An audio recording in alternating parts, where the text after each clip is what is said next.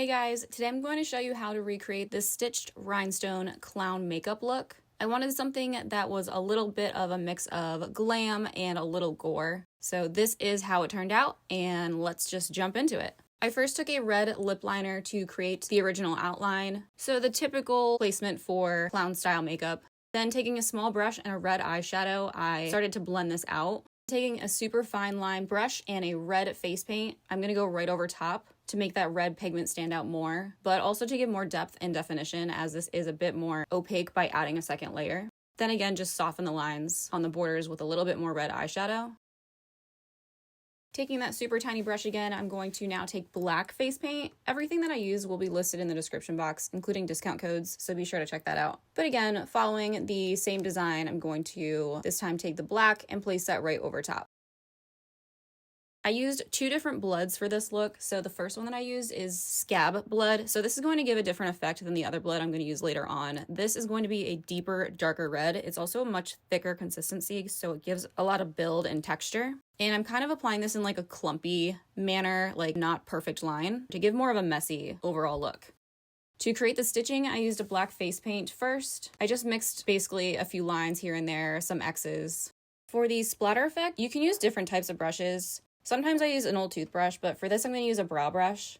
And I'm just going to pack on the red paint. And then taking my finger, I'm using my thumb, I just pull the bristles back and then let it fly. This is going to give you that splatter effect. I kind of just built this up in random areas. It's up to you how much you want to use. You could bring it down your neck more. You could apply it on your arms, your hands, etc. You can do more or less. It's really up to you how much you want to apply. Just be careful with your surroundings because you can get a little crazy with it. But I love this face and body paint. It's so user-friendly and also really easy to clean up. And the red doesn't stain, which is amazing.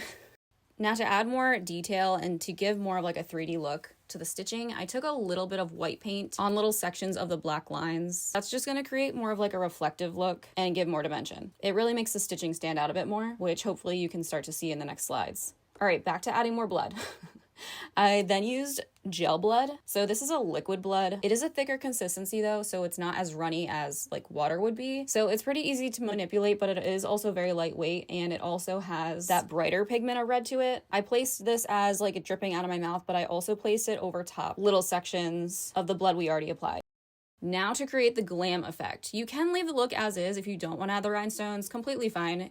But again, I wanted more razzle dazzle to this look, and especially at night, it's just like really pretty when it reflects. So I took black lash glue and then I added little red rhinestones right over top. And I basically just filled these in, following that same design, filling in between the stitching. I also have this little tool that I use that I recommend for anyone that uses rhinestones. I'll have that linked down below as well, but it just makes it so much easier to pick up the rhinestones and more precision when applying than rather using like your finger. So definitely recommend that. I also added a few here and there on top of the blood splatters just to like tie in the rhinestone effect. And I did use a variation in sizes. I believe it's 6 different rhinestone sizes that I mixed in my application.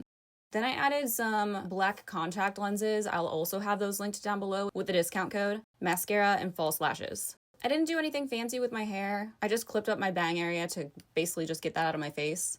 And then my costume for this look was actually just like this really cute teddy lingerie. Again, linked down below. But that's everything. It's like a really simple look to achieve, especially if you want something that's more like on the prettier side, but still has scary gore factor to it. So that is everything for today's look. I hope you guys enjoyed it. If you did, be sure to give this video a thumbs up. Don't forget to make sure you are subscribed to my channel, and I will see you guys in the next video.